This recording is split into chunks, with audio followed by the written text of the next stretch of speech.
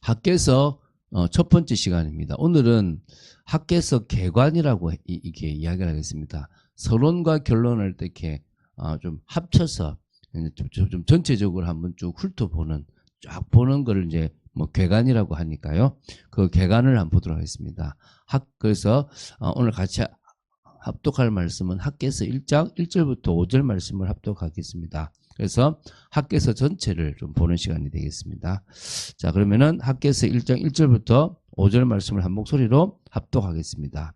다리오 왕 제2년 여섯째 달 곧 그 달 초하루에 여호와의 말씀이 선지자 학개로 말미암아 스알디엘의 아들 유다 총독 스룹바벨과 여호사닥의 아들 대지상 여호수아에게 임하니라. 이르시되 만군의 여호와가 이같이 말하여 이르노라.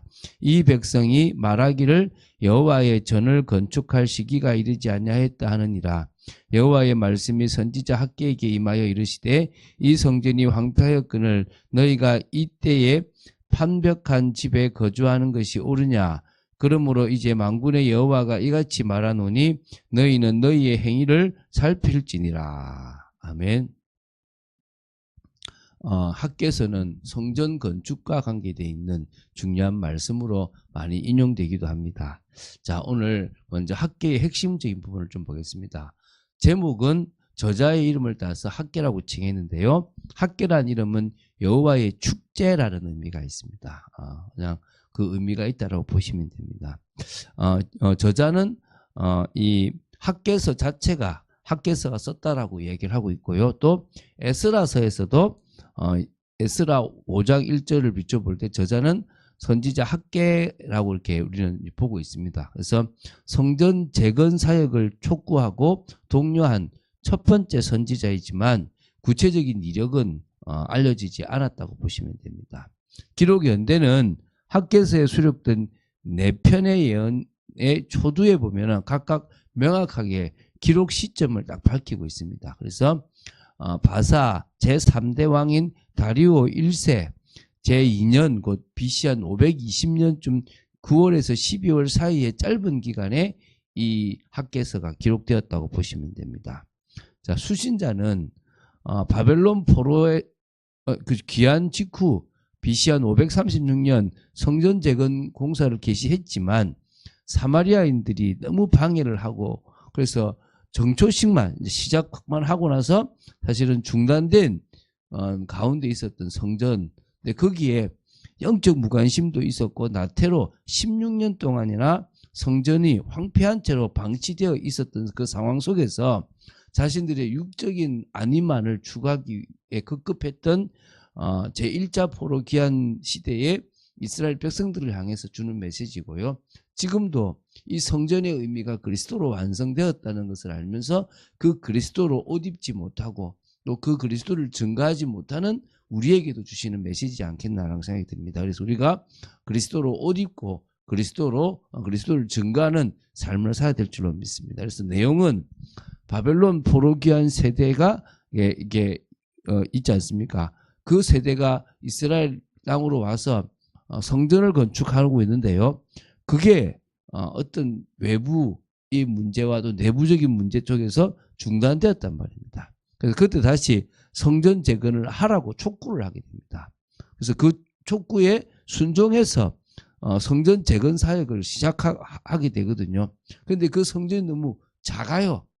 솔로몬이 지었던 성전에 비해서 너무 작단 말입니다. 실망하고 다시 중단할 위기에 처하는 그런 어려움을 극복하고 계속 성전 재건을 완수하라라는 그리고 그게 또 원대한 약속이 있다라는 부분을 제시하는 부분들이 이 학개서입니다. 1, 2장으로 되어 있지만 되게 중요한 부분이라고 보시면 되고요.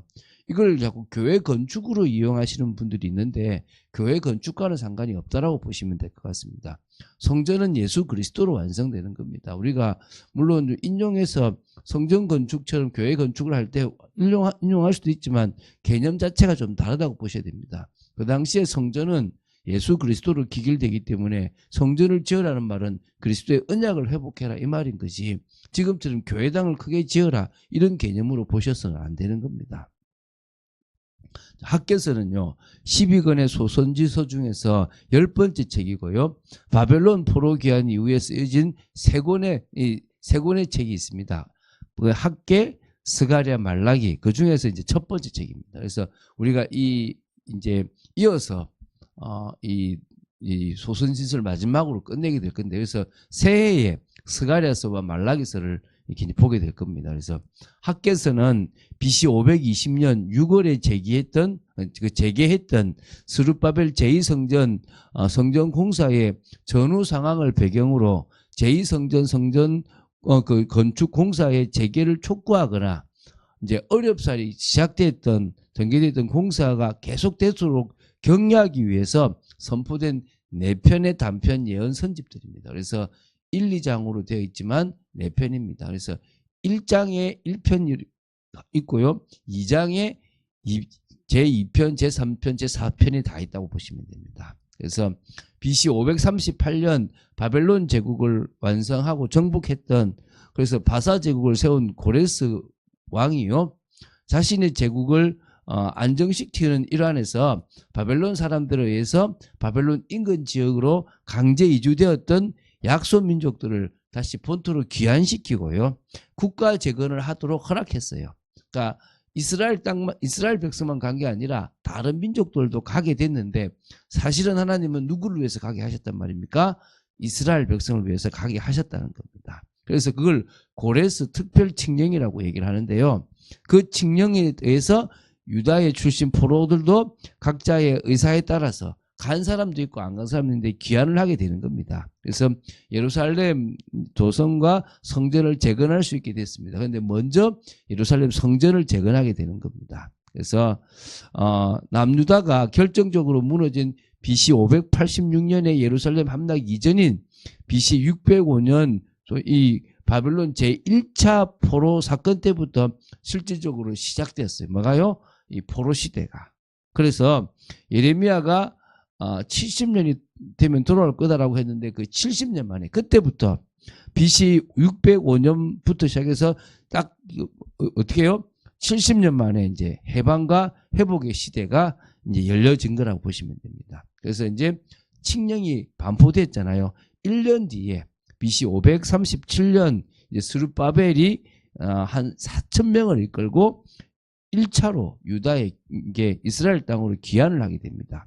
그리고 그 다음 해에 BC 536년 이 스룹바벨에 의해서 정초식을 시작하는 겁니다. 이제 성전을 짓자 이렇게 했단 말입니다.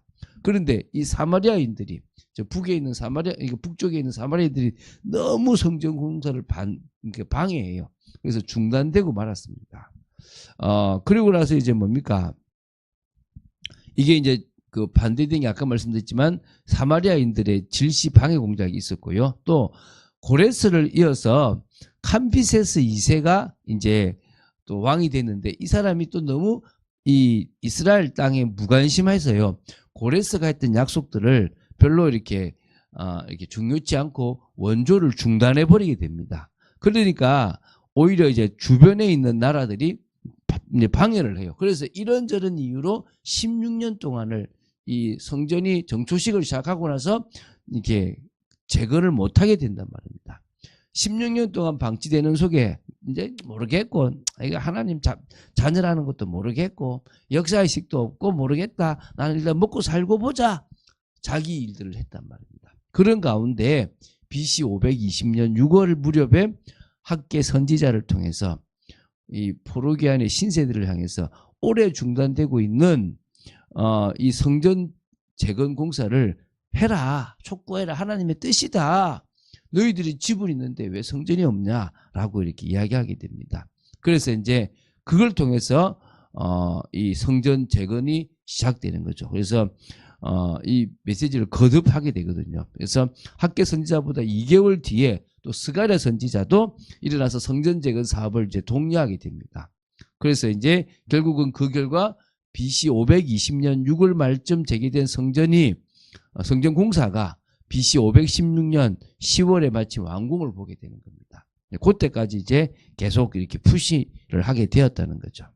그래서 이스라엘 포로 귀환 신세대의 예루살렘 새 성전 재건의 이 본질은요, 여호와를 중심으로 살아가는 선민은 뭐가 진정으로 언약 중심의 삶, 믿음 중심의 삶, 복음 중심의 삶이다. 그게 하나님 나라다라는 부분을 알려주시기 위해서 하게 하셨거든요. 그래서 사실은 이 성전은 건물이 아니고 예수 그리스도를 의미합니다. 그래서 예수님이 이 성전을 헐어봐라, 내가 사흘 만에 짓겠다라고 얘기하지 않습니까? 그래서 본질적인 의미들을 좀 알아야 될 줄 믿습니다. 자, 내용 구조를 보겠습니다. 학계의 내용 구조는 전 2장으로 되어 있는데 4편의 단편 예언들이라고 보시면 됩니다. 1장에 다 이제 1장과 2장이 그러니까 1편과 첫 번째 예언과 두 번째 예언이 성전을 재건하라라고 하는 어떤 그 촉구에 이제 있다고 보시면 되고요. 그 다음에 3예언과 제4예언은 성전을 건축하고 났을 때 받게 되는 축복을 약속하는, 하나님 주시는 복을 약속하는 부분이라고 보시면 됩니다. 자, 이제 마지막으로 이거 원래 결론에 나와야 될 부분인데 학개서의 중심 사상을 좀 이야기하고 마치겠습니다. 학개서의 중심은 성전 재건입니다. 그럼 성전 재건은 언약 회복이라고 보시면 됩니다. 그래서 성전을 재건하는 일들은 언약을 회복하는 거다, 오실 메시아를 기다리는 것이다 라는 부분이에요. 건물적으로 뭔가를 지어서 우리의 힘을 키우자 이런 개념이 아닌 거예요. 교회 건물을 짓겠다 이런 개념이 아니라고 보시면 됩니다. 그래서 이 학개서에서의 핵심은 뭐라고요? 성전 재건이다. 그 성전 재건은 바로 언약 회복이다. 그 언약 회복은 예수 그리스도로 완성되게 되어 있는 겁니다. 그 부분을 보고 있는 거죠. 그런 관점에서 우리는 하나님께서 그렇게 원하시는 그 언약을 사단이 여러 방법으로 방해를 합니다. 그러나 반드시 그것은 이루어지게 되어 있는 겁니다. 그 과정 속에서 뭐가 필요합니까? 믿음이 필요해요. 자, 쉽게 생각하면 제가 포로 귀환의 새 시대, 새 세대라고 보십시다. 제가 그러면 거기에서 그 부푼 꿈을 안고 그 저쪽에 정착되어 있었던 그 바벨론의 그 모든 걸 버리고 지금 이스라엘 땅으로 왔잖아요. 근데 내가 기대를 할까 합니까? 이제 뭔가 하나님이 새 일을 시작하시겠다. 근데 어째요? 너무나 힘들어. 그리고 성전 하나 짓는다고 했는데 그 성전도 너무 빈약하고, 과거 솔로몬의 성전을 학계는 알았는데 너무 빈약한 거예요. 얼마나 가슴 아프겠어요. 그러나 이 외형인 거예요. 이 외형에 속지 마는 거죠. 왜? 결국 진짜 완성될 여호와의 날에 진정으로 하나님께서 회복하실 그 성전, 그 모습은 완전한 회복이라는 거예요. 이 작은 것은 시작이라는 거예요. 우리가 지금 교회를 하고 또 믿음을 지켜나가는 이 일이 왜 우리는 이렇게 늘 찌질하고 이게 뭐가 잘 안 되고 늘 가난하고 힘들까? 그게 하나님이 우리에게 원하시는 거예요. 이 환경, 이 흑암으로 덮여있는 환경 속에서 너희들은 교회를 회복하라. 너희는 언약을 회복하라. 너희는 하나님 나라를 회복하라. 그런 의미가 있다는 거예요. 그럼 우리가 지금 뭐 하면 됩니까? 회복해 나가면 되는 거예요. 그러면은 우리는 뭘 보고요? 저 영원한 소망. 하나님께서 예수 그리스도를 통해서 하나님의 나라를 세울 그때에 그걸 소망하고 지금 우리에게 주어진 이 일을 하면 된다는 겁니다. 그런 축복을 누리는 여러분 되시기를 주 예수 그리스도님 축원드립니다. 주는 그리스도시요 살아계신 하나님의 아들이심을 고백합니다. 오늘 학개서의 서론과 결론을 좀 모아서 개관이라고 좀 같이 나눕니다.